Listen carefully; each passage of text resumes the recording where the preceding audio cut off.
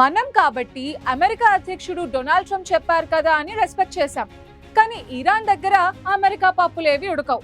Donald Trump చెప్పినా, Joe Biden చెప్పినా తన మార్గంలోనే తాను ప్రయాణిస్తుంది ఇరాన్. అమెరికా చెప్తుంది కదా అని తమ అణుపరిశోధకులు ససేమిరా అనబోమని బాహాటంగానే ప్రకటించారు Iran supreme leader Ayatollah Khamenei. Uranium శుద్ధిపై మాకెవరి అనుమతులు అవసరం లేదని స్పష్టం చేశారు. అదేంటో ఇప్పుడు చూద్దాం.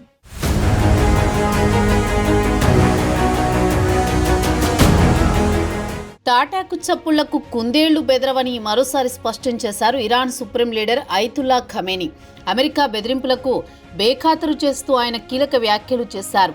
తాము జరుపుకునే యురేనియం శుద్ధిపై ఎవరి అనుమతి అవసరం లేదని వ్యాఖ్యానించారు.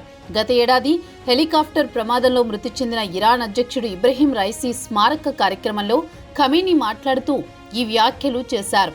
ఇరాన్ యురేనియం శుద్ధి అపరిమితంగా తయారు చేయడానికి మేము అనుమతించమని, అమెరికా చేస్తున్న బెదిరింపులను పట్టించుకోమని అన్నారు. ఇది పూర్తిగా అర్థం లేనిది. ఒకరి అనుమతి కోసం వేచి చూడాల్సిన అవసరం ఇరాన్కు లేదు. మా సొంత విధానాలు మాకు ఉన్నాయి, వాటికి కట్టుబడి ఉంటాం. ప్రస్తుతం తరహాలోనే రైసీ హయాంలో కూడా పరోక్ష చర్చలు జరిగాయి. అయితే వాటిలో ఎలాంటి ముందడుగు పడలేదు. ప్రస్తుతం చర్చల నుంచి కూడా మేము ఎక్కువగా ఆశించడం లేదు.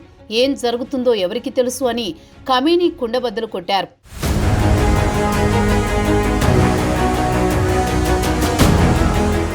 అమెరికాతో జరిపే చర్చలతో ఏ ఉపయోగం ఉండదని ఆయన ముందే తేల్చి చెప్పారు. ఎందుకంటే అమెరికా తన స్వార్థం తాను చూసుకుంటుంది, తన ఆయుధాలు అమ్ముకోవాలని చూస్తుంది, అంతర్జాతీయ మార్కెట్లో తమ ప్రాధాన్యత కోసం తప్పిస్తూ ఉంటుంది. అలాంటి అమెరికాతో జరిగే అణు చర్చల వల్ల ఎలాంటి ఫలితం వస్తుందని భావించడం లేదని ఇరాన్ మత పెద్ద ఆయతుల్లా అలీ ఖమేనీ వ్యాఖ్యానించారు. ఇరాన్ చేపట్టిన యురేనియం శుద్ధి కార్యక్రమాలపై ఇరు దేశాల మధ్య నెలకొన్న దౌత్య ప్రతిష్టంభనను పరిష్కరించే లక్ష్యంతో ఈ చర్చలు చేపట్టారు. కానీ ఎలాంటి ఫలితం వస్తుందని తాము భావించడం లేదని, ఏం జరుగుతుందో కూడా తెలియదని ఖమేనీ వ్యాఖ్యానించారు. యురేనియం శుద్ధిని చేపట్టేందుకు ఇరాన్కు గల హక్కును నిరాకరించడం అనేది అతిపెద్ద తప్పు కాగలదని అన్నారు. ఏప్రిల్ 12వ తేదీ నుండి ఇరాన్, అమెరికాలు ఒమన్ మధ్యవర్తిత్వంలో 4 దఫాలుగా చర్చలు జరిపాయి. మే 11న చివరిసారిగా సమావేశం జరిగింది.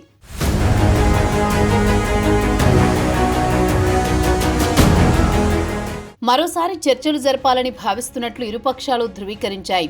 కాగా ఇరాన్తో ఒప్పందాన్ని కుదుర్చుకోగలమని ఆశిస్తున్నట్లు ఈ నెల 20న అమెరికా విదేశాంగ మంత్రి మార్క్ రూబియో సెనెట్ విచారణ సందర్భంగా వ్యాఖ్యానించారు. అణు శీర్షానికి 90% వరకు శుద్ధి చేసిన యురేనియం కావాల్సి ఉండగా ఇరాన్ ప్రస్తుతం 60% వరకు శుద్ధి చేస్తోంది. అణ్వాయుధాలను తయారు చేసుకోవడానికి ఇరాన్ ఇదంతా చేస్తోందని పశ్చిమ దేశాలు విమర్శిస్తున్నాయి. కాగా తమ అణు కార్యక్రమం శాంతియుత ప్రయోజనాలకేనని ఇరాన్ స్పష్టం చేసింది. యురేనియం శుద్ధి చేయడానికి తమకు గల హక్కుపై చర్చించేందుకు వీల్లేదని ఇరాన్ పదే పదే చెబుతూ వస్తోంది. 1% శుద్ధి సామర్థ్యాన్ని కూడా అనుమతించేది లేదని అమెరికా స్పష్టం చేస్తోంది. ఈ చర్చల్లో పాల్గొనే అమెరికా ప్రతినిధి బృందం ఇలాంటి చెత్త మాట్లాడకుండా సంయమనం పాటించాలని ఖమేనీ సూచించారు.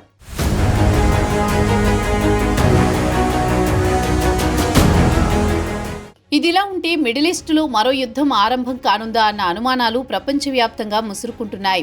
అది కూడా అమెరికా, ఇరాన్ మధ్య జరగనుందా అన్నది తాజా పరిణామాలు చూస్తోంటే అలాగే అనిపిస్తోంది. అణు చర్యలకు ఇరాన్పై ఒత్తిడి తెచ్చే దిశగా అమెరికా వ్యూహం రచిస్తోంది. ఈ క్రమంలో ఇరాన్ చుట్టూ అమెరికా అత్యాధునిక ఆయుధాలను మోహరించడం దీనికి బలం చేకూరుస్తోంది. ఇరాన్తో ఒకవైపు అణు చర్చలు జరుపుతూనే టెహ్రాన్పై ఒత్తిడి పెంచే దిశగా అమెరికా వెళుతోందన్న అభిప్రాయాలు వ్యక్తమవుతున్నాయి. అమెరికా వెంట నీడలా ఉండి పనిచేసే ఇజ్రాయెల్ సైతం ఇరాన్పై దాడులకు సై అంటే సై అన్నంత హుషారు చూపిస్తోంది. ఇజ్రాయెల్ను కట్టడి చేయడం కేవలం ఒక్క అమెరికాతోనే సాధ్యపడుతుంది. ఈ నేపథ్యంలో ఇరాన్తో యుద్ధం అంటూ వస్తే అమెరికా కన్నా ముందు ఇజ్రాయెల్ ఫస్ట్ స్ట్రైక్ చేస్తుందని అంటున్నారు నిపుణులు.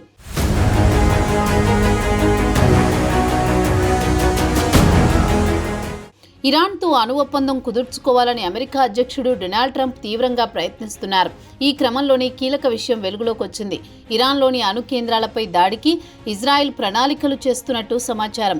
అమెరికా ఇంటెలిజెన్స్ అధికారులు ఓ వార్తా సంస్థతో మాట్లాడుతూ ఇరాన్ అణు కేంద్రాలపై ఇజ్రాయెల్ దాడి చేసే అవకాశం ఉందని ఇటీవల తమకు సమాచారం అందిందని తెలిపారు.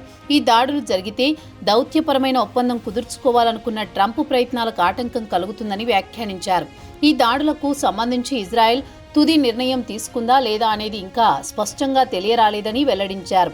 ఈ దాడుల ప్రణాళిక గురించి అటు ఇజ్రాయెల్ ప్రధానమంత్రి కార్యాలయం కానీ, వాషింగ్టన్లోని టెల్ అవీవ్ రాయబారి కార్యాలయం కానీ ఎలాంటి ప్రకటన చేయలేదు.